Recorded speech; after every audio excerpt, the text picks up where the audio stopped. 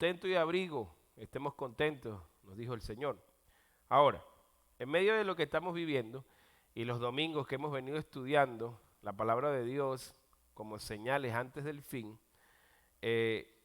queremos aclarar que ni yo tengo deseos personales de irme a vivir a un bosque y aislarme, o empezar con una paranoia, o empezar a correr de un lado para otro sin sentido. De hecho, a mí por lo menos me costaría mucho irnos a vivir a un monte y separarnos completamente de las personas que nos rodean. De hecho, no creo que ese sea el mandato del Señor. Ahora, en Mateo capítulo 24, si hay una alusión en el versículo Mateo 24,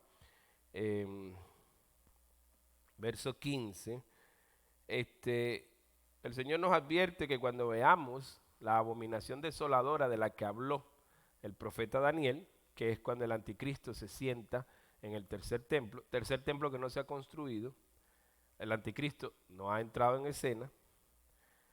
El verso 16, entonces los que estén en Judea huyan a los montes. El que esté en la azotea no descienda para tomar algo de su casa.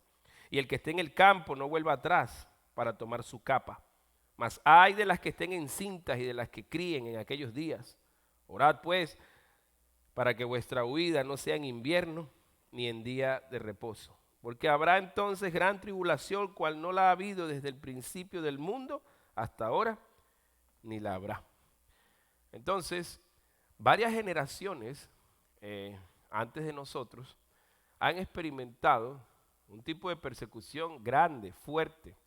De hecho, los cristianos que estaban vivos en la Segunda Guerra Mundial pensaron que Hitler era el anticristo y pensaron que el tiempo había llegado. Y es interesante porque Hitler fue uno de los personajes más cercanos a las características espirituales, a las características sociales y políticas, a las características militares que va a exhibir el anticristo cuando aparezca.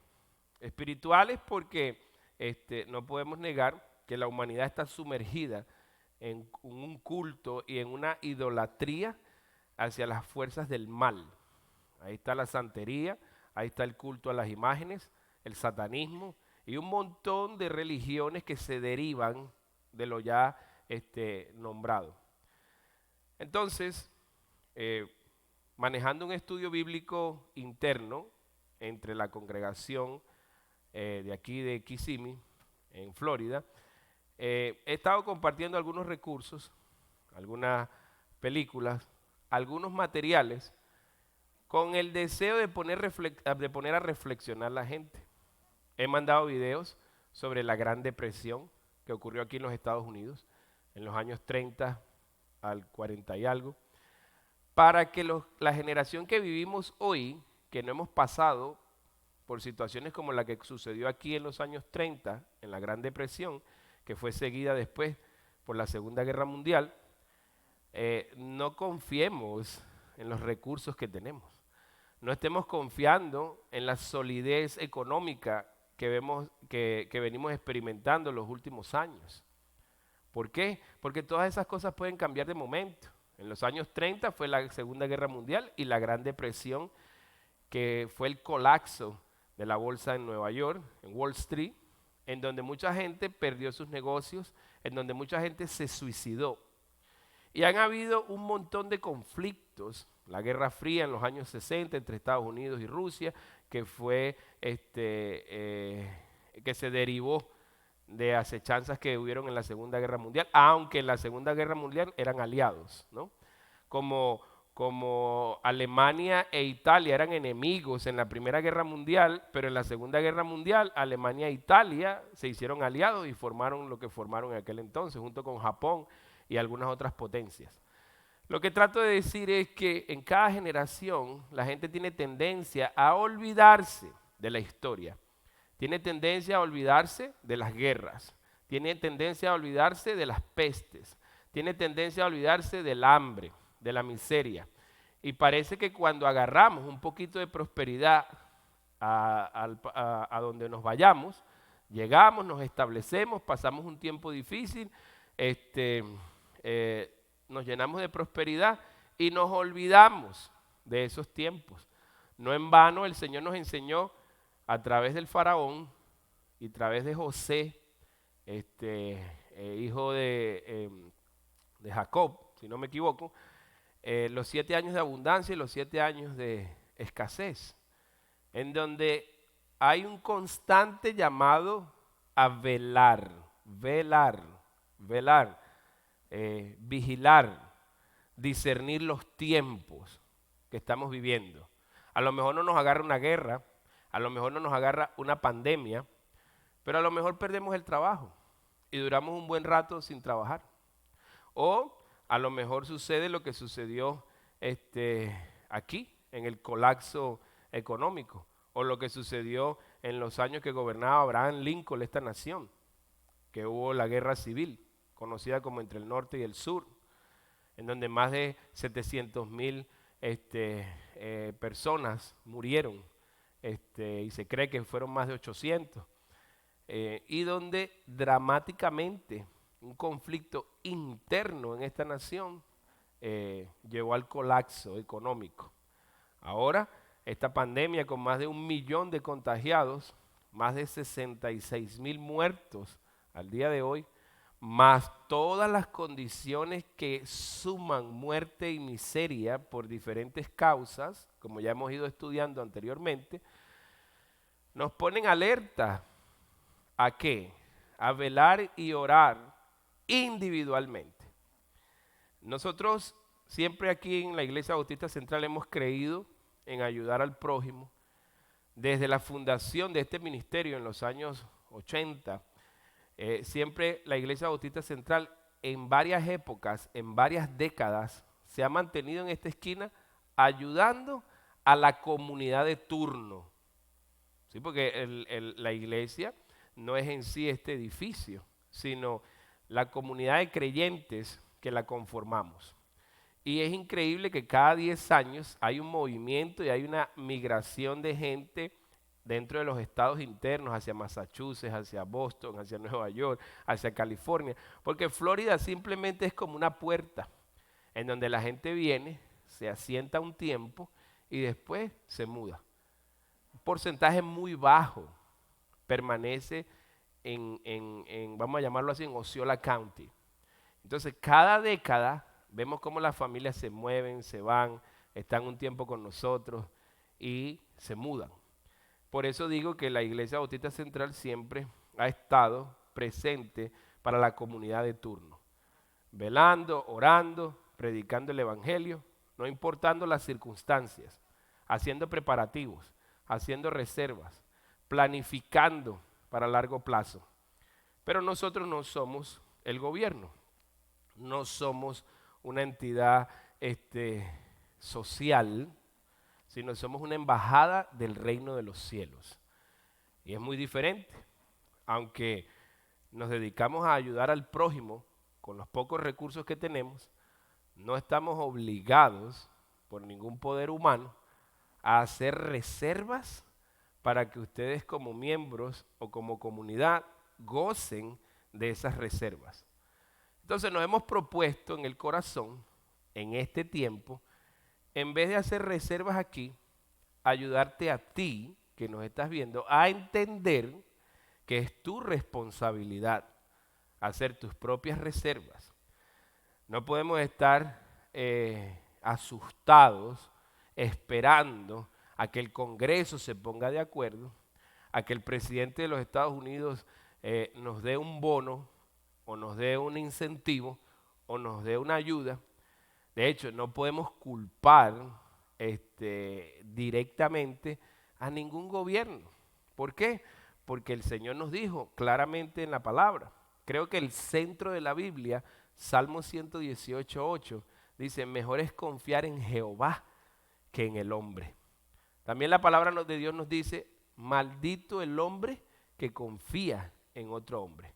Entonces, cuando usted decide poner su confianza en los gobiernos, poner su confianza en los alcaldes, en los gobernadores, en las iglesias, en las convenciones, en los centros de ayuda, en los centros de abastecimiento de comida, es difícil vivir así. ¿Y por qué? Porque cuando ninguna de estas personas pueda ayudarnos, ¿qué vamos a hacer nosotros? Ese es el punto y esa es la reflexión. Entonces, cuando yo comparto este material, por ejemplo, materiales sobre la Gran Depresión, materiales sobre la Segunda Guerra Mundial, materiales como la película que recomendé ayer que se llama Defiance o Desafío, en donde nos muestra una historia de la vida real, en donde había muchos judíos, europeos, rusos, alemanes, prósperos, llenos de dinero, acaudalados, que habían salido de la Primera Guerra Mundial, pero que se habían poco a poco levantado en diferentes regiones. Vino la guerra, vino la ideología nazi y empezó a perseguir a todo el que no se aliaba con él, judíos o no judíos. Y eso obligó a muchos judíos y a mucha gente, cristianos y todos, a huir de Europa, a huir de Alemania, a emigrar. Por eso vemos que en Sudamérica hay muchas nacionalidades mezcladas, italianos, españoles, alemanes, por lo menos en Venezuela. Venezuela es prácticamente como Estados Unidos en su tiempo, la cantidad de mezclas que se dio por muchos europeos emigrando hacia el continente de nosotros. Entonces, en esa película ilustran cómo un grupo de muchachos se refugian en los montes y de allí comienzan a tratar de traer gente y salvarla y ponerlos a vivir en el monte. Eso es algo que ya pasó. Entonces, la idea de recomendar este material es para que pienses un poquito, porque es alarmante ver personas que se congregan conmigo, ver líderes que trabajan conmigo, ver una comunidad a la cual les servimos, como que escucha la palabra, como que medio la internaliza, pero uno no ve los cambios en su vida. No los ve uno haciendo provisión, no los ve uno con ese mismo espíritu que está en la Biblia de José, apartando una cantidad de dinero mínima para esos tiempos en donde no podemos depender de lo que el gobierno haga, en donde no podemos depender de lo que los gobernadores hagan, en donde no podemos depender de qué van a hacer las iglesias y las organizaciones sin fines de lucro, en donde cada uno es responsable por su propio pan, porque vendrán días, como dice Mateo capítulo 24, en donde habrá gran tribulación, como no lo ha habido antes. Entonces es interesante que en esa película muestran también cuando cae el invierno, en donde la gente no tiene ni siquiera cómo arroparse, cómo cubrirse, no tiene los zapatos correctos para ir para allá. Y es interesante porque ¿quién le garantiza a usted que a usted no le toque vivir en unas circunstancias así? Se llama Defiance en inglés y en español es Desafío. El segundo documental que les recomendé, que espero que muchos de ustedes lo hayan empezado a ver, porque volvemos a la queja como pastor para ustedes, para la gente que nos ve y para todos. Hay veces que sonamos, como dice el americano, un poquito annoying, un poquito fastidioso. Parecemos ese mosquito, ¿no? que está ahí. Pero la gente no entiende lo que es el llamado pastoral, lo que es la urgencia que pone Dios en el corazón de uno, porque uno ve a un montón de gente dormitando, invirtiendo más dinero y tiempo en lo que no aprovecha y preparándose muy poco para estas cosas. Somos personas como que funcionamos por sustos.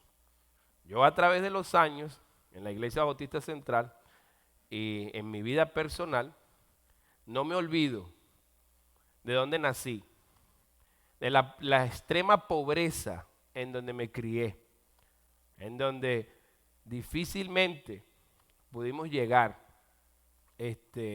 sanos y salvos a la adolescencia, porque vivíamos en condiciones bien precarias, que nunca me hizo falta pan, gracias al Señor, no nos hizo falta pan, pero créame, y le he compartido a los líderes y a mucha gente de la congregación, en dónde me crié yo. Cuando llegamos ya a la edad adulta, que lo hemos compartido de aquí también, nos criamos en una conserjería que es la persona encargada de mantener el edificio, un edificio de 12 pisos, limpio. Botar la basura de todos los apartamentos, botar la basura que se acumulaba del edificio, limpiarlo, barrerlo, pulirlo, pintarlo, lavar los tanques de agua. Bueno, así fue mi infancia. Y mis padres me pudieron dar estudio, lo mejor que pudieron, me enseñaron a trabajar mucho. A los 19 años de edad, para la gloria de Dios, pude comprar mi primera casa, trabajando. Tuve la oportunidad de comerciar, de ir y conocer el mundo un poco. A los 21 años sentí ese llamado por venir a los Estados Unidos. No un llamado para predicar el evangelio, fue lo que me motivó, pero sí una urgencia en el corazón de salir de mi país. Estando aquí en los Estados Unidos quise regresar a Venezuela y Dios me dio una revelación en el año 2003, si no me equivoco, en donde yo veía el país mío, de donde nací, las calles oscuras, llenas de basura, niños chiquitos comiendo basura. Fue una visión que Dios me dio. Mi esposa estaba embarazada del primer bebé de nosotros, el primer hijo, Joshua, y allí Dios llenó de convicción mi vida. En ese momento Venezuela estaba pasando por una prosperidad tremenda, entre el 2003, 2004, 2005, el boom del petróleo, en donde tanto la oposición como los que estaban a favor del gobierno disfrutaron de las riquezas de Venezuela y del petróleo de Venezuela. Y se despilfarró en vanidades y en comprar las conciencias de los seres humanos, que donde hasta las iglesias mismas, pastores evangélicos y no evangélicos, sucumbían a la tentación de echar mano al dinero. Y se llevó a cabo un movimiento, entre comillas, apostólico, en donde pretendían decir que eran misiones los que estaban fundando y más eran franquicias que misiones. Después hablamos de eso, la diferencia que hay. Entonces, hemos estado observando. Aquí en Estados Unidos pasamos por la crisis económica en el 2004 y en el 2008 y las cosas aquí se pusieron difíciles y feas. Pasamos huracanes, pasamos desastres naturales. Me acuerdo que cuando nació el niño mío duramos una semana sin luz y sin agua y el niño tenía como 30 días de haber nacido para la época de Charlie. Que gracias al Señor, uno de los diáconos de la congregación nos llevó una bandeja de arroz, nos prestó una cocinita, pudimos agarrar agua en un botellón de agua y pudimos lavar al niño. Fueron días bien difíciles. Y yo, ya habiendo familiarizado con lo que es un huracán, entonces más nunca me agarró la cuestión del huracán descuidado, sino que hice mis preparativos. Y hasta hoy lo sigo haciendo. ¿Por qué cuento todas estas cosas? Porque nosotros no podemos ser tardos para olvidar lo que ha sucedido. Hay quienes dicen, oh, están viendo muchas películas, por eso es que andan sugestionados. En lo absoluto. Estamos viendo la realidad de la vida. Tengo entendido que en Puerto Rico volvió a haber un terremoto. Triste, duro, difícil ver a la isla de nuestros hermanos ser sacudida, ola tras ola, por los desastres naturales, por las enfermedades. Definitivamente, tiempos muy duros. Entonces, aquí en Estados Unidos, nosotros que estamos acá, no podemos nosotros pecar de ser personas descuidadas, de no cumplir con nuestras responsabilidades, de no hacer provisión para los tiempos difíciles. Y sabemos que estos tiempos difíciles nunca van a parar. Entonces, hay años en que tenemos prosperidad y empezamos a gastar y a gastar y a gastar y trabajamos menos. Ganamos mucho, trabajamos menos, gastamos más. Y no sabemos qué nos depara el día de mañana. Entonces, cuando vienen estas crisis, lo primero que hacemos es tratar de recostarle la carga al gobierno y a la iglesia de Cristo o a las organizaciones sin fines de lucro. Empezamos a ver personas que ya siendo evangélicos, siendo cristianos, nacidos de nuevo, comienzan con un espíritu de crítica hacia el gobierno, hacia la iglesia, hacia las organizaciones sin fines de lucro. Un montón de quejas que vienen de tu propia irresponsabilidad, de tu propia falta de memoria, de no olvidarte que Jesús dijo, en el mundo tendréis aflicción. El Señor nos ha mandado a nosotros a meditar en Mateo 24 y las señales antes del fin. Es parte del alimento que debe tener un creyente. ¿Por qué? Porque no sabemos el día ni la hora en que estas cosas nos alcancen. Ese es el fondo o el trasfondo de la parábola de las 10 vírgenes. 5 sensatas, o sea, en sus cabales, pendiente de que en su lámpara siempre haya aceite, que estén full las lámparas. Las insensatas, las que tienen siempre las lámparas a medio pocillo, dicen ustedes, a medio camino.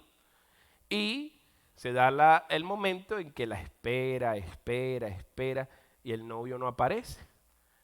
Se quedan todas dormidas, se levantan, escuchan el anuncio, la trompeta de que el novio viene y las muy irresponsables pretenden que las que hicieron provisión les den a ella un poquito.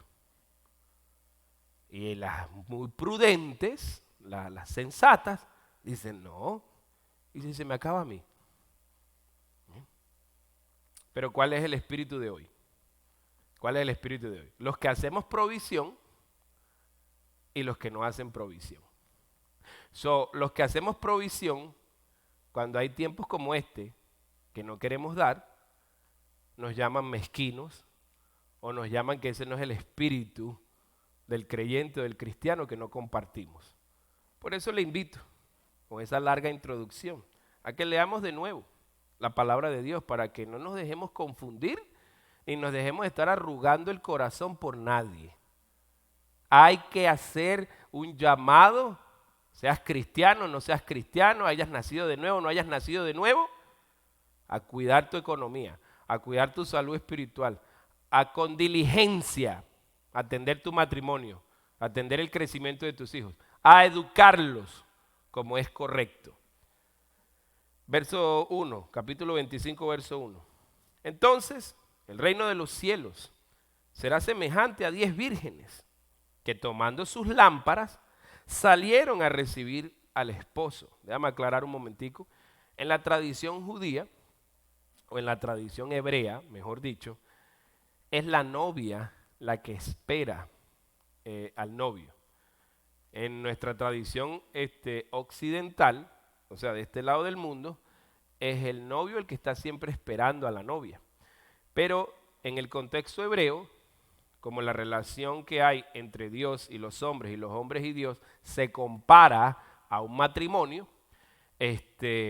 miramos que el Señor es el esposo y la iglesia de Cristo, compuesta por hombres y mujeres de todas nacionalidades, son la esposa del Cordero. En la tradición judía tenemos un material que vamos a publicar también, que lo dimos aquí en un retiro, para que usted entienda cómo es que se hacen las cosas. Es la novia la que llega primero al altar y es la novia la que espera. Y el amigo del novio, en este caso, el amigo del Cordero, el amigo de Jesús, era Juan el Bautista, que preparaba el camino para que el Mesías tomara posesión de la novia. Ahora, era el que anunciaba, vendrá uno mayor que yo, el cual no soy digno de desatar o atar sus sandalias, que os bautizará en fuego y en agua. Ese es el Señor Jesús, el esposo. Entonces, en las bodas hebreas, la novia está esperando y el amigo del novio, que es el que prepara toda la recepción y todo, grita, he aquí, viene el novio, cuando nadie lo espera. Es una cuestión de paciencia, es una cuestión de prueba. Eso nos muestra una fotografía de lo que es lo espiritual. Bien, ellas están esperando al esposo.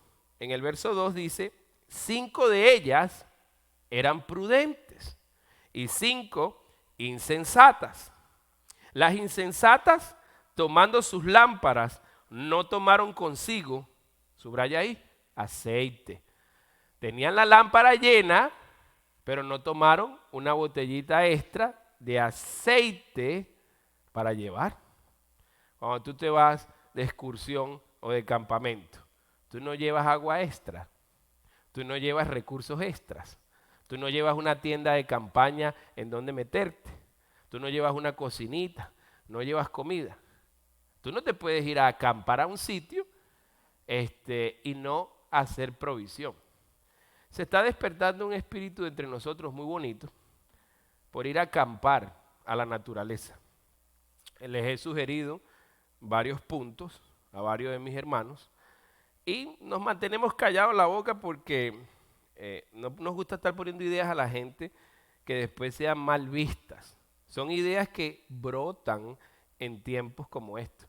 Hasta mi misma esposa, en tiempos anteriores, de repente se me quedaba mirando como mi esposo, como que la lectura bíblica o los años en el ministerio lo están poniendo un poco más radical en muchas cosas. No es radical, es más responsable, más consciente. ¿Más consciente de qué?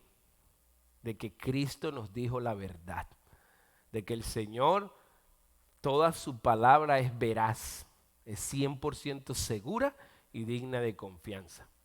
Entonces, siempre hemos tenido ese espíritu de parte mía y en la iglesia, aquí, en esta propiedad. Hemos abierto las puertas y mucha gente, para la gloria de Dios, ha trabajado aquí. Ha sido alimentada espiritual, emocional, física y económicamente. Y en tiempos donde no han tenido trabajo y donde no han tenido ningún sitio en donde trabajar, la Iglesia Bautista Central ha sido un puerto de refrigerio. No solamente en esas áreas, sino en sus matrimonios y en sus vidas. Eso es parte de la responsabilidad y la provisión que el Señor nos ha puesto en el corazón a hacer y mirar. Desde el 2013 venimos dando estudios sobre José. Venimos dando estudios sobre lo que son los 7 años de abundancia, los 7 años de escasez. Hemos hablado innumerables veces sobre lo que es la responsabilidad. Somos personas que anunciamos cuando viene el otoño, en voz alta, cuando viene el invierno, cuando viene la primavera, cuando les mandamos a prepararse para el verano. Y muchas veces es frustrante ver que la gente no presta atención a los llamados que uno hace, pero son cosas entre Dios y su pueblo. Y esta palabra a mí me ha dado mucho refresco, porque nos habla de la responsabilidad individual de cada individuo. Así que, volviendo a lo de los campamentos, una de las cosas que yo aconsejo y les recomiendo a todos, antes de ponerse a inventar en ir a acampar y a ir a que le quiten el dinero innecesariamente, pregúntele a su esposa primero si se aguantaría metida en uno de estos parques, que no tienes que ir muy lejos para acampar. En Kelly Park puedes acampar. Ahí tienes baños, tienes ríos, tienes restaurantes, tienes comida. Pregúntale a tu esposa si quiere dormir en una carpa contigo. Pregúntale a tu esposa si le gustan los mosquitos. Pregúntale a tu esposa si quiere pasar 4 o 5 noches sin comodidades, sin televisor y sin nada. Porque el primer problema que tenemos en casa es la esposa y los hijos en ese sentido. Mujeres que no pueden vivir sin aire acondicionado. Mujeres que no pueden vivir sin esas comodidades. Por eso los invito a que vean estas películas y estas series con el deseo de enfrentarlos a su realidad. Hay personas que son aventureras y piensan que si acampan 2 días ya aprendieron algo. No, no, el reto es acampar. Cuando vayas a acampar y quieras tener la experiencia completa, acampa 7 días mínimo. 7 días mínimo para ver. Y acampa en lugares en donde no haya mucha diversión, donde la diversión sea mínima. Porque acampar a la orilla de la playa puede prestarse para algo romántico, algo precioso, cuando en tiempos de crisis y de calamidad no hay para ese tipo de campamentos. Entonces, los que están inventando acampar, búsquense lugares seguros para experimentar, mínimo 7 días, para ver cómo les va, para ver qué tan divertido resulta.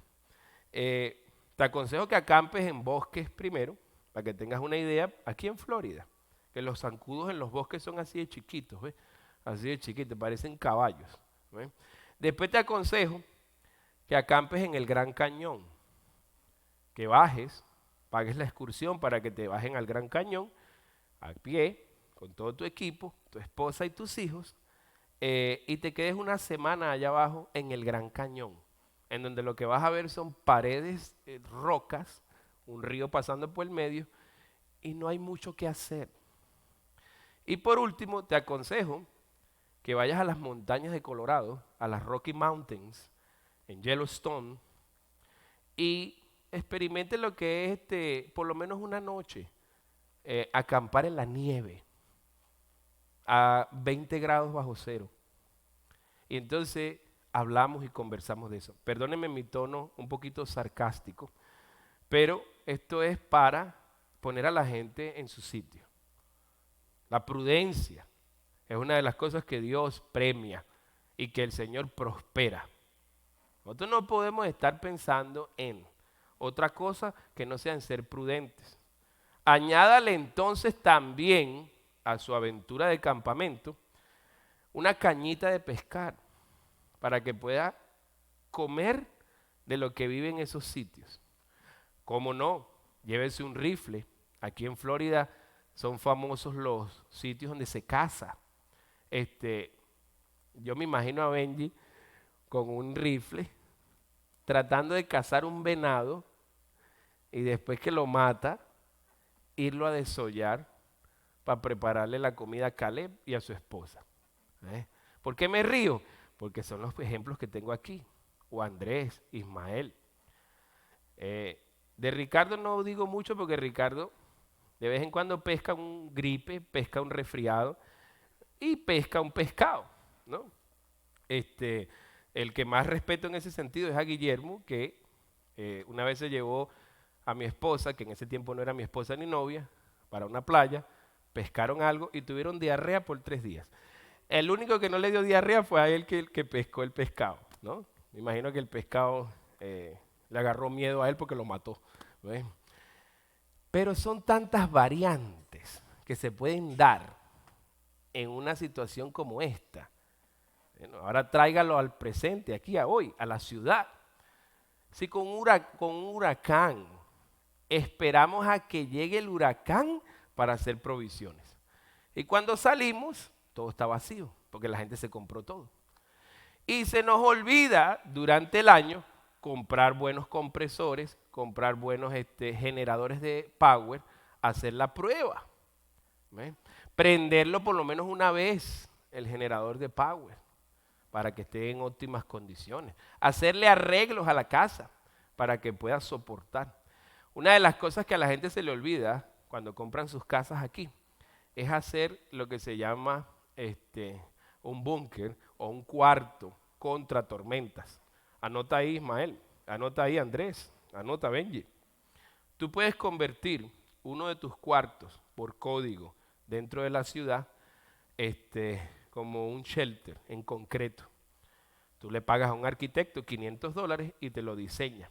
Y conviertes una de tus habitaciones, que la puedes usar sin ningún problema, le ponen el techo de concreto, usan las 2 paredes que ya tienen concreto, más las 2 que están en drywall, las hacen en concreto y le ponen una buena puerta, y cuando viene un tornado o viene un huracán, tú te puedes ocultar ahí si no te alcanza el tiempo para salir corriendo. Eso es algo bien básico, aquí en los Estados Unidos. El Señor me permitió comprar casa en septiembre y ya yo ando en los pasos, mi esposa está aquí de testigo, en donde ya yo estoy haciendo los pasos pertinentes para hacer uno de esos allí. Eso es ser prudente. Entonces imagínense ustedes que cada uno de nosotros tomáramos en serio la palabra de Dios. Ahorráramos cuando tenemos que ahorrar en vez de gastar. Enseñáramos a nuestras hijas que no son princesas, no lo son, y a nuestros hijos que son príncipes. Claro, si tú andas en la teología esta de que somos hijos del rey, príncipes, y esto y lo otro, bueno, como dice el americano, good luck con eso, buena suerte con eso. El punto es que necesitamos prestar atención. Si queremos estudiar las señales antes del fin, entenderlas y estar preparados, simplemente tenemos que empezar a corregir muchas cosas de nuestra realidad hoy. Cosas básicas, cosas sencillas. Te toca huir de tu casa por alguna razón, porque se acabó la comida, no hay comida, no se encuentra comida en ningún lado. No tiene que venir una guerra, a lo mejor viene una cuestión de esta. ¿Qué es lo que hace uno? Va al bosque a cazar. Ayer estaba viendo un programa en donde ir a cazar un día equivale casi a un mes de comida para la casa. ¿Ves? Cuando van y cazan, traen el animal, lo pican, lo saben conservar y ahí tienen para comer. No hay luz, usan leña, aprenden a vivir. Ayer compartí una grabación con mis hermanos de mi hermana de sangre que vive en Venezuela, donde ella tuvo que aprender a cultivar tomates, limones, auyama, atrás en su patio, donde ya ella sabe lo que es cocinar con leña. Después de que tiene tremenda casa y todo bien amoblado, como la pobreza los ha alcanzado. Y con lo poco que uno puede, uno los va ayudando. Pero ya están en ese estado. ¿Qué diferencia tenemos nosotros que estamos aquí en Estados Unidos? Ninguna. Europa era la economía más poderosa del mundo cuando lo hubieron en la Primera y Segunda Guerra Mundial. ¿Y cómo quedó? Completamente en ruinas y en desastre. Entonces la prudencia es parte de la prosperidad que Dios le ha dado al hombre, a ser prudentes. 5 de ellas eran prudentes y 5 insensatas. Las insensatas, tomando sus lámparas, ¿qué dice, hermanos? No tomaron consigo aceite. Eso estás escuchando y escuchando lo que te estoy diciendo, pero no haces nada. Estás escuchando lo que te estoy diciendo, basado en la Biblia, pero no haces nada. Verso 4. Mas las prudentes tomaron aceite en sus vasijas. Esas son las que escuchan. Juntamente, ¿qué? Con sus lámparas. Y yo sé que muchos de mis hermanos se incomodan conmigo, porque cuando yo veo, yo hablo, yo digo una cosa, no escuchan, digo la segunda más duro, la tercera agarro una olla, de esas de hacer mondongo, asopados, grandota de metal, con un buen cucharón de metal, y se las pongo en la oreja. ¡Pam, pam! Esto es una alegoría nada más, un ejemplo. Yo no hago eso aquí literalmente. Pero me vuelvo más vocal, más fastidioso, sin faltarle respeto a nadie. Y la gente se ofende por mi tono de voz. Cuando yo lo que te estoy es advirtiendo de que viene el peligro. Ay, me habló así, me siento herida, me siento herido, me siento maltratado, me siento esto. Hermanos, ¿cómo yo voy a gritar? Mira, viene un tsunami. Si quieres, corre. No, para eso somos una atalaya en esta esquina. Esta esquina es un faro de luz. Es una embajada del cielo. Y tenemos que proclamar la verdad con autoridad, con convicción, porque la palabra no miente. No miente. Y no podemos pasar esta pandemia por alto. Y no podemos regresar a ser la misma iglesia que éramos antes de esta pandemia. Tiene que haber un verdadero cambio, empezando por mí, por los líderes que están aquí conmigo en este día. ¿Por qué? Porque nosotros somos los ejemplos, somos los más cercanos. La gente no va a lidiar con el alcalde, la gente no va a lidiar con el gobernador, la gente no va a lidiar con el presidente. Son a las iglesias y a las organizaciones sin fines de lucro que tenemos alrededor que cae la mayoría de la necesidad. Entonces, si nosotros como líderes no hacemos ese tipo de preparación, no tenemos autoridad para hablar, no tenemos autoridad para aconsejar. Por eso nos vemos inseguros en los púlpitos cuando hablamos ciertos temas. ¿Por qué? Porque no somos prudentes, no somos sensatos, no hacemos la provisión que tenemos que hacer y pretendemos hablarle de fe a la gente, hablarle de cosas a la gente cuando nosotros no somos los maestros que practicamos lo que predicamos.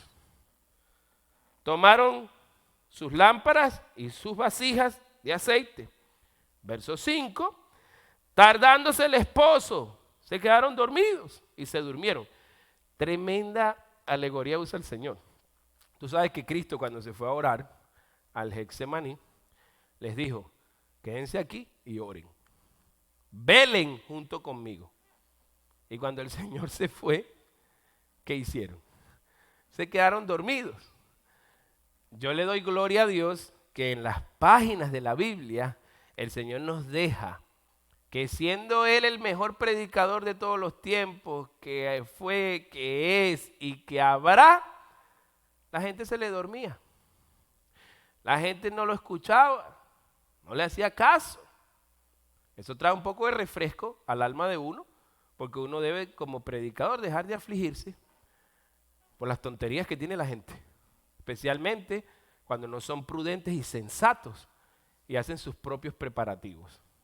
Bueno, ¿por qué digo el ejemplo de los apóstoles?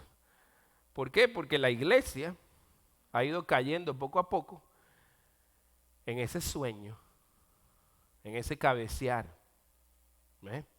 ¿Cuándo será que el Señor viene? Nada, desde hace tiempo que están hablando. ¿Cuántas guerras no han habido? ¿Cuántas pestes no han habido? ¿Cuántos terremotos no han habido? Y el Señor no aparece. La iglesia se descuida, duerme. Y fíjate tú que el dormirse no es malo. Sin embargo, el Señor se los reprocha y les dice, velen, el espíritu está dispuesto, pero entiendo que tienen carne y la carne es débil. Eso fue lo que dijo el Señor, ¿no? Ahora, a nosotros, en este sueño, podemos dormir, podemos velar, pero el dormir y velar no impide que hagamos provisión. Imagínate una persona que vela todo el tiempo y que ora todo el tiempo, pero no hace provisión. No está igual que el otro, que duerme y no hace provisión. O sea, hay mucha gente muy buena para orar, para mandar, para decir, pero no hace provisión. Individual, personal. Clásico ejemplo que ponemos aquí y ha sido nuestro estandarte y nuestra bandera. Primero arreglas tu casa, primero arreglas tu matrimonio, primero te familiarizas con el sitio, primero entiendes el contexto cultural que estás viviendo, primero aprendes a caminar en este lugar y entonces después exiges, después hablas, gánate el derecho a que te veamos como un ejemplo. Lo mismo para usted, hermano. Te puede llegar con mucho fuego a este lugar y querer hacer muchas cosas para el Señor y lo vamos a poner a cooperar con nosotros. Pero siempre es un llamado a que sea prudente. Yo he lanzado varias veces ese reto desde aquí. Pregúntele usted, esposa, a su esposo, ¿cuál es el plan? ¿Dónde está el fondo de reserva? ¿Qué es lo que vamos a hacer? Dios proveerá, Dios mandará. Claro, lo manda diariamente, pero nosotros ¿qué hacemos? Lo despilfarramos. No es que Dios va a venir a mandarnos cuando nosotros queramos más. Ahí es cuando vemos a la gente temblar en sus convicciones. La gente me preguntaba a mi pastor, no tengo para pagar esto. Sí tiene, hermana. Váyase para el closet y vea los 25 pares de zapatos que no se pone. Vaya y busque los 40 vestidos que no se pone. Otros, la colección de armas que tienen, la colección de carros, la colección de herramientas. Ahí está la renta. Ahí tiene para pagar lo que necesita. O deje de que creerse Jesucristo y reduzca la pensión o el fondo de ayuda que tiene para sus familiares y para todo el que le pide.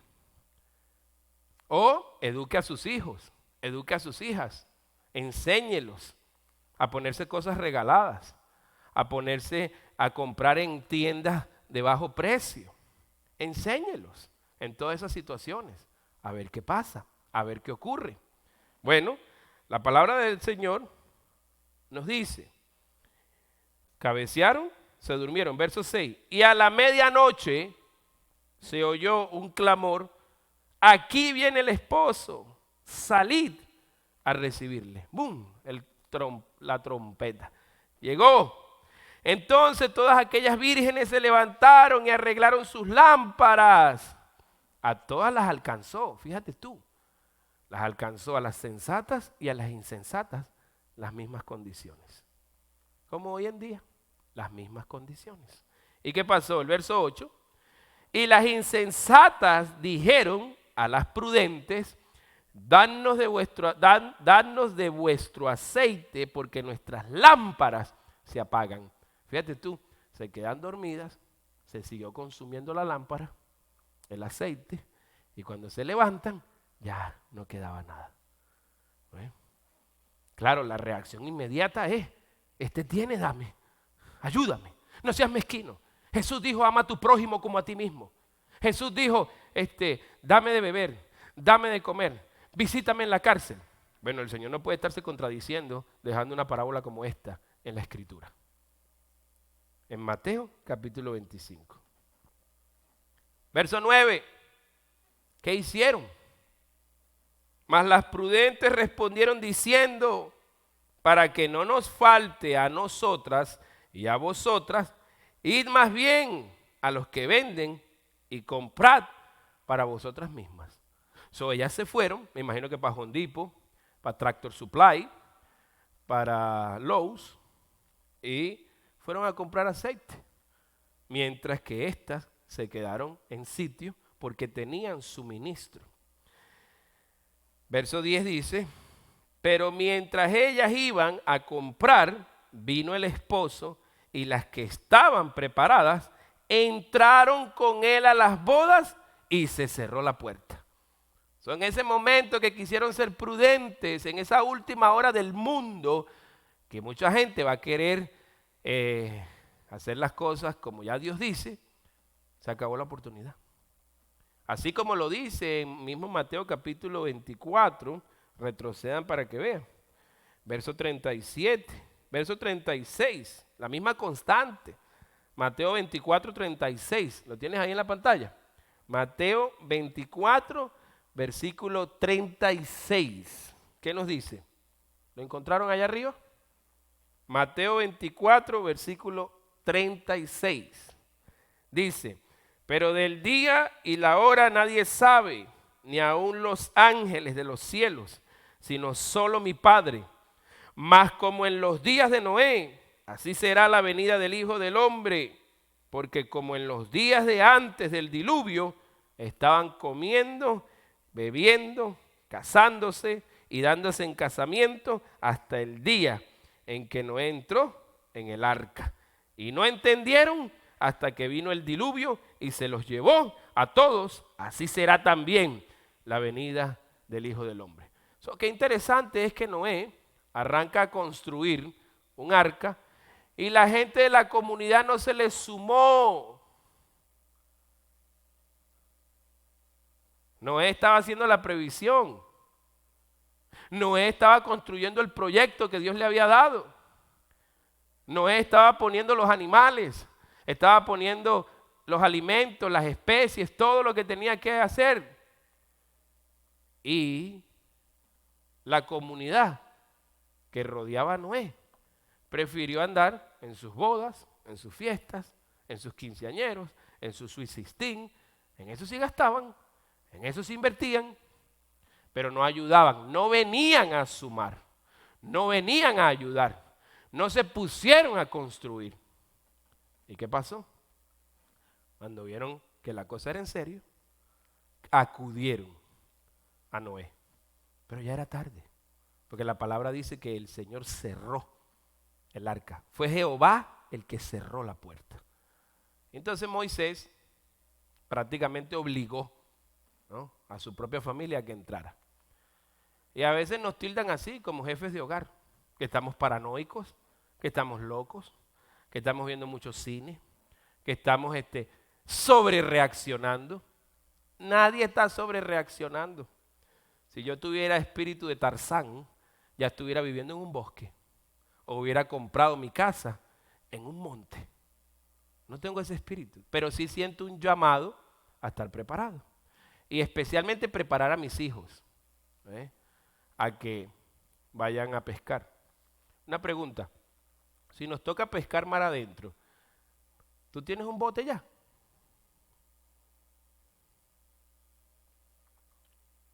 Ni una yola, ni un playbook. Vamos a hacer esos ejercicios. No, yo pesco desde el puente. No, agárrate un barquito. Yo lo rento. Bueno, en los días que nos toque vivir de la pesca y de la caza, no creo que haya muchos botes para rentar. No para justificar que yo tengo un bote. No. Siempre me meto con Lenis con su camioneta y él se mete con mi jeep. Lenis, ¿ya viste qué hace mi jeep? Cómo se mete en la selva, sube las piedras, sube las rocas. ¿Ves? Si estamos hablando de tiempos apocalípticos y de cómo ir a buscar comida, ¿no se supone que usted se prepare para lo mismo? ¿No? De allí muchas de las preparaciones que hacemos. ¿Ves? ¿Por qué? Porque sabemos que a la hora de una escasez, yo no puedo decirle a mis hijos que son 4 niños que no tengo para darles de comer. Yo tengo que salir a los bosques, por lo menos un venado me traigo. Y en un fogón de una vaina esa de leña, cocino el bendito venado. Y tengo que aprender, si no tengo luz, a conservar la carne enterrada. Hermanos, yo no estoy diciendo nada descabellado, lo que estoy diciendo es que hay que ser sensatos, hay que tener aceite en la lámpara, hay que aprender a hacer provisión para los tiempos difíciles. Todos los años no nos vienen huracanes, todos los años no nos vienen tragedias, no nos vienen terremotos, no salen tsunamis, no vienen guerras, no vienen enfermedades, no vienen tantas cosas, no pasa todo eso todos los años. Entonces, ¿por qué parece extraño que estemos hablando de temas como estos? Es importante que aprendamos individualmente a hacer reservas. Pregúntele a su esposo, hermana, usted que confía en su liderazgo, si sabe pescar, si sabe cazar, si tiene miedo. Mira, una de las cosas que pasan en el documental que recomendé se llama Win the Wilderness, ¿no? Es como gana la selva o eso. Está en Netflix, tiene subtítulos en español. Llevan a un muchacho que creo que es vegetariano, nada más come pescado. Entonces, una de las condiciones para que le den la casa en la selva, de la que todos se quieren quedar, es que aprenda a sobrevivir, aprenda a cazar, aprenda a comer. Entonces ellos se ofrecen de voluntarios y van a este sitio en donde matan animales.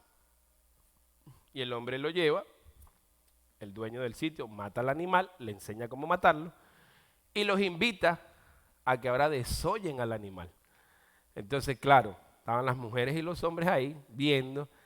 El muchacho tenía problemas de conciencia porque como es vegetariano, o lo único que come es pescado, tiene problemas de conciencia para matar al animal, pero no tiene problemas de conciencia para comer.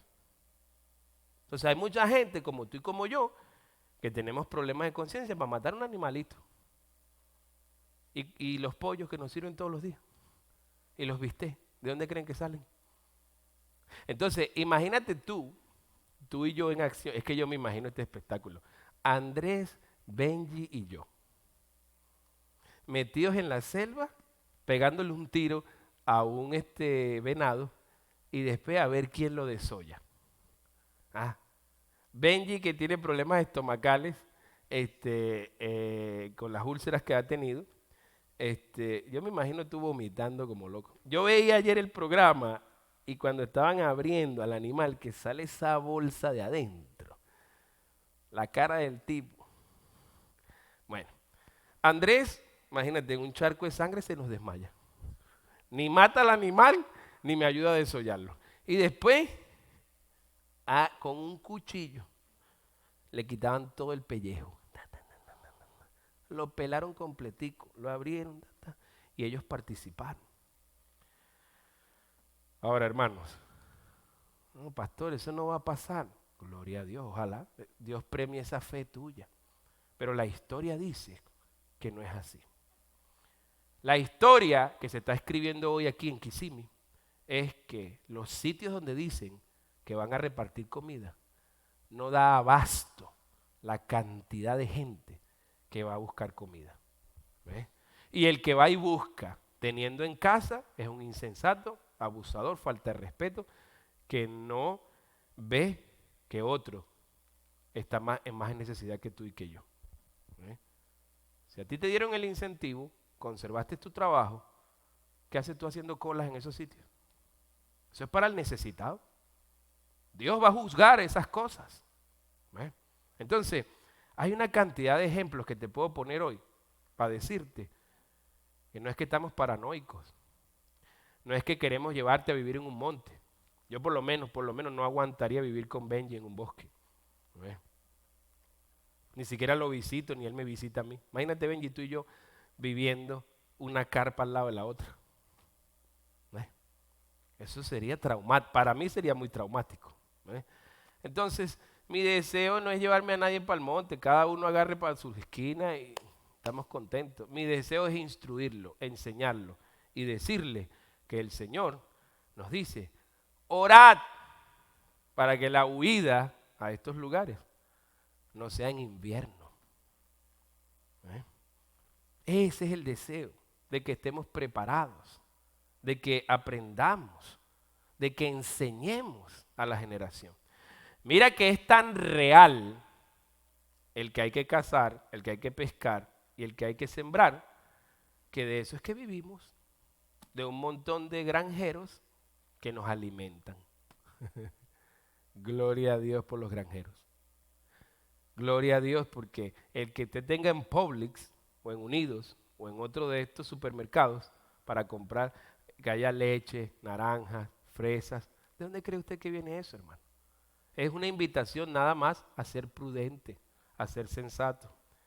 Y por mi parte, si yo llegase a vivir una escasez como la que se vivió aquí en los Estados Unidos, en los años 30, yo no tendría problema en agarrar mi rifle, mi caña de pescar y salir todos los días a internarme en ese monte, aunque sea un conejito, que nunca me he comido uno.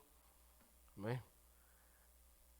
Matarlo, pelarlo y comerlo. ¿Ves? Prepararlo. Bueno, como dice la Chilindrina, ¿para qué le digo que no? Sí, sí. El del documental que yo les estoy hablando, le picaron la carne, lo pusieron a comer carne, porque era parte de ganarse la casa. Y el tipo pica la carne del muf que mató.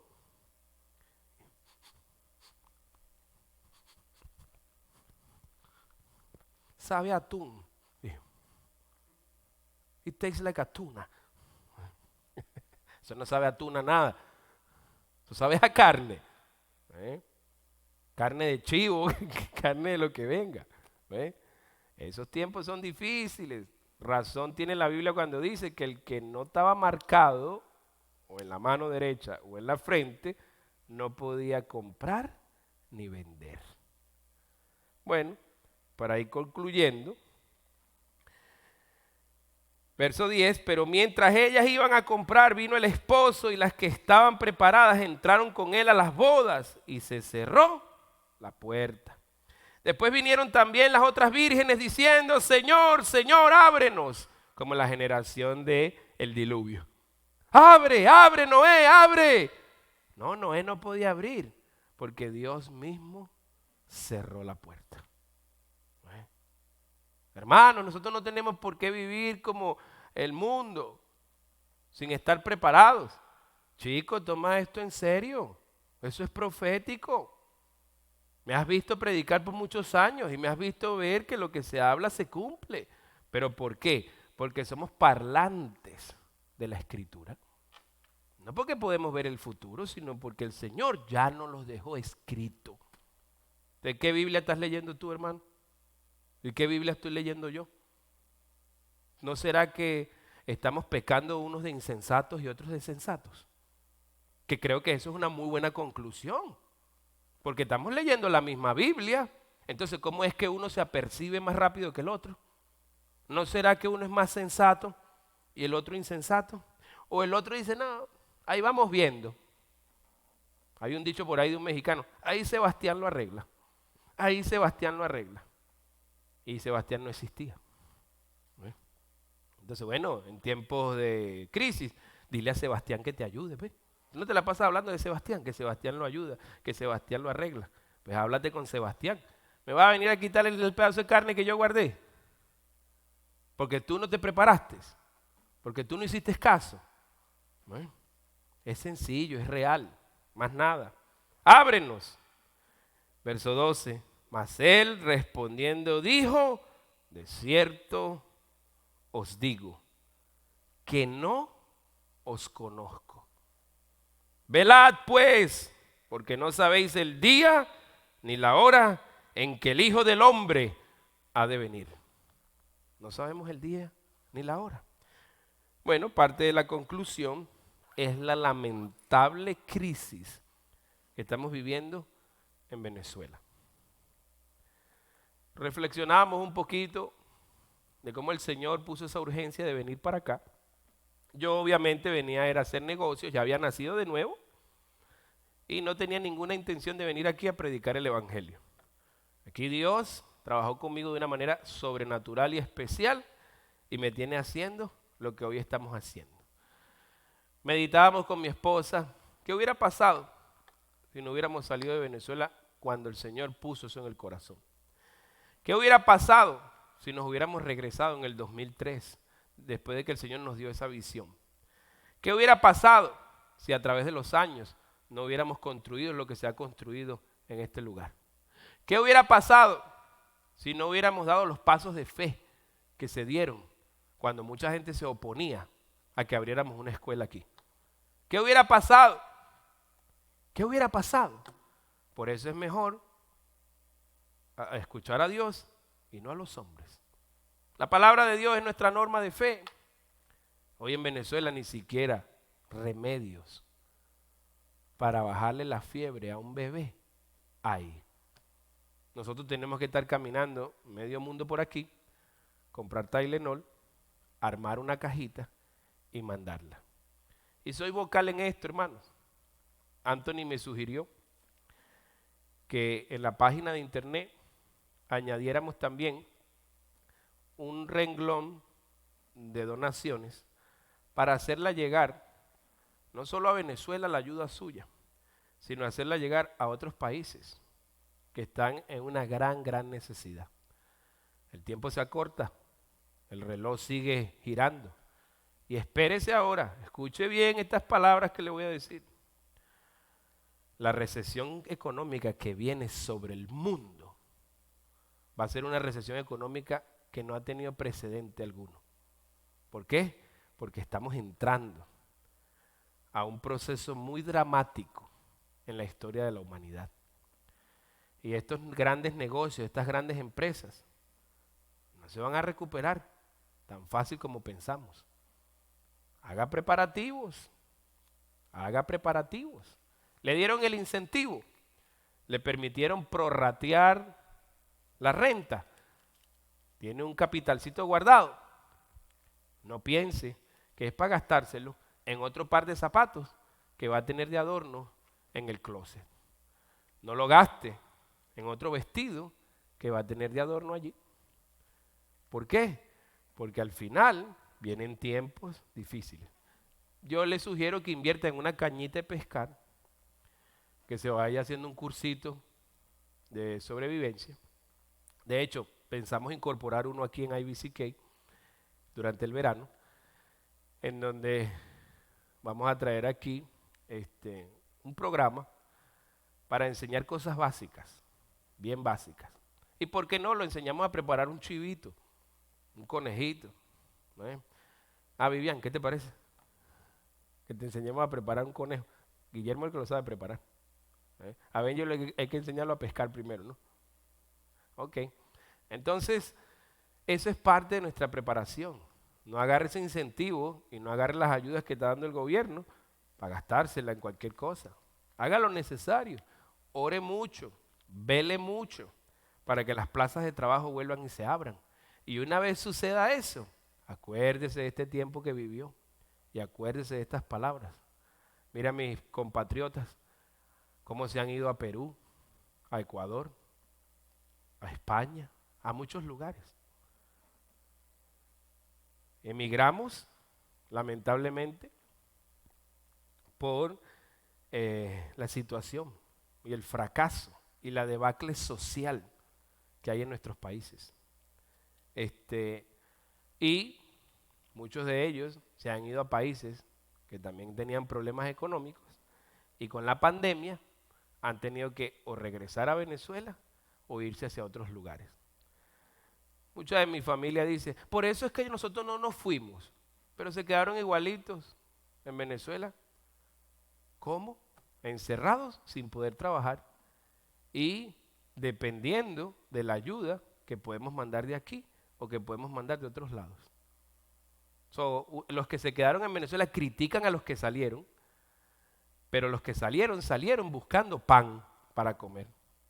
Y los que se quedaron en Venezuela, que no salieron, están encuevados ahorita en las casas porque no los dejan salir a trabajar por la misma pandemia y no tienen comida.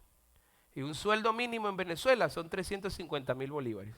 ¿Y tú sabes qué se compra con 350,000 bolívares en Venezuela? Una libra de queso. No puedes comprar más nada. 350,000 bolívares para vivir todo el mes. Un país tan rico, tan millonario como lo era Venezuela. Y ahora compras el queso, pero no puedes comprar el pan. Entonces uno compra el queso, el otro el pan, o con lo que uno manda, pues compran unas cosas, ellos compran otras. No alcanza para vivir. Pero no se hicieron previsiones para nada de eso. ¿Quién hace previsiones para eso, hermano? ¿Quién hace previsiones para una guerra como hubo en Europa, en donde todo el mundo se quedó sin nada? Abandonemos la vida superficial. No son películas de Hollywood, es la película de la historia de la humanidad. Ponme ahí la gráfica que le pedí a Anthony que me pusiera. Un momentico, nada más te lo voy a pasar de arriba hasta abajo. Hay dos gráficas que yo tengo una guardada por allí que nos muestra la cantidad de muertos que hay en el mundo entero todos los años, que son 60 millones de personas. Eso no son películas de Hollywood, esas son las estadísticas de la vida real. Eso es uno. El segundo, te voy a mostrar una lista de conflictos que han habido, de guerras, desde los tiempos antiguos, bien rapidito, para que veas que es la realidad de la vida. Hace falta nada más ver hacia África, hace falta nada más ver hacia Suramérica y hacia Centroamérica y hacia la historia de este país para entender que la guerra es una realidad y que las pestes son una realidad y que las debacles económicas y que los desastres naturales son una realidad y que no podemos estar esperando que los gobiernos nos resuelvan, que las iglesias nos resuelvan. Preste atención ahora que no está pasando nada. Ponme la primera gráfica que es la del la cantidad de muertos que hay al año, que es la de 60 millones. Ok, estamos teniendo problemas con las gráficas. No te preocupes, no te preocupes, todo el mundo tranquilo, todo el mundo quieto. Él lo va a publicar después. Tú lo publicas después del servicio y ahí tú lo vas a poder ver. Así que les recomiendo que vea ese par de películas, que se preparen, que sea consciente y sea considerado una de esas vírgenes prudentes. Vamos a orar. Señor, te adoramos, te alabamos, te bendecimos y te glorificamos. Y te damos gracias por la bendición que nos ha dado de predicar tu palabra en esta mañana. Oramos Porque tu pueblo sea, Señor, pronto para oír, pronto para practicar lo que hemos hablado. Señor, que sean una voz aliada y no una voz contraria a lo que estamos predicando. Que puedan, Señor, encontrarle sentido a lo que estamos hablando. Y que, bueno, desechen lo malo si hubo algo malo y retengan todo lo bueno que esté en sus mentes y en sus corazones. Ayúdanos, oh Dios del cielo, a mirarte a ti en medio de la necesidad que nos encontramos. Señor, y no queremos terminar este mensaje sin antes hacer la invitación gloriosa a ti que nos estás viendo en internet, a ti que estás allí escuchando atentamente en tu casa, sea hoy, sea mañana, cuando vayas a ver esta grabación, arrepiéntete de tus pecados. ¿Qué tengo que hacer para tener una relación personal con Jesucristo? Número 1, reconocer que has vivido separado de Dios. Número 2, reconocer que has violado sus mandamientos. Reconocer que estás en bancarrota espiritual, que ese vacío que tienes por dentro nadie lo puede llenar, que has intentado llenarlo de muchas formas, pero nunca has podido llenarlo. Acepta a Jesucristo, recíbelo como Señor y Salvador. Dile: Señor Jesús, me arrepiento de mis pecados, me entrego a ti, perdóname, gracias por tu sacrificio en la cruz del Calvario. Te pido que seas mi Señor, mi Salvador. Si hiciste esa oración, vas a ver en la pantalla un número de teléfono, un email, una dirección de página de internet. Déjanos saber de tu decisión. Segunda invitación para la Iglesia de Cristo. Hemos hablado durante la predicación y oramos porque el Señor te ponga convicción en tu corazón. Padre, gracias por la oportunidad que nos has dado en esta preciosa mañana. En el glorioso nombre de Jesús oramos. Amén y amén.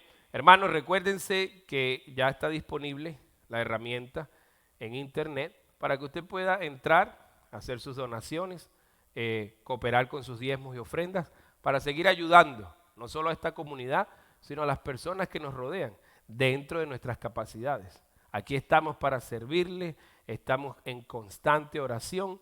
Queremos recordarle que vamos a mantener estos servicios de esta forma hasta junio.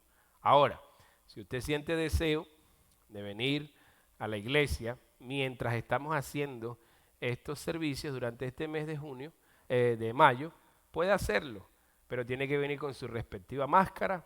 No vamos a permitir más de cierto número de personas para seguir manteniendo la cooperación con las autoridades locales, pero es bienvenido. Acuérdese, tiene que venir con su máscara. No vamos a permitir más de 20 personas o 30, porque más o menos podemos acomodarlos, mantener el distanciamiento social, así como estamos todos aquí. No caben muchas personas en realidad con esas medidas. Yo creo que más de 30 personas no podemos meter aquí, aunque es un templo para 400 personas, para cumplir con el distanciamiento social, tiene que ser bastante separados. Así que, mientras tanto, cualquier cosita nos puede testear a ese número de teléfono. Les amamos en el amor de Cristo. Esperamos que en esta preciosa semana usted pueda echar hacia adelante, pueda encontrar trabajo, pueda superar esos problemas de salud. Y recuérdese siempre que aquí estamos para servirle. Dios los bendiga mucho, que tengan una preciosa tarde y una preciosa semana.